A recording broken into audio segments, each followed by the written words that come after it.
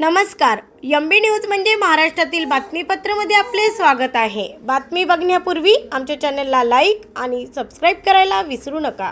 तर बातमी आहे अमरावती जिल्ह्यातील चिखलदरा येथून. हवामान विभागाच्या अंदाजानुसार विदर्भात पावसाची संततधार सुरू आहे. या पावसामुळे विदर्भाचे नंदनवन म्हणून ओळखल्या जाणाऱ्या अमरावती जिल्ह्यातील प्रसिद्ध पर्यटन स्थळ चिखलदरा येथे गेल्या काही दिवसापासून पावसाने मुक्काम ठोकला आहे.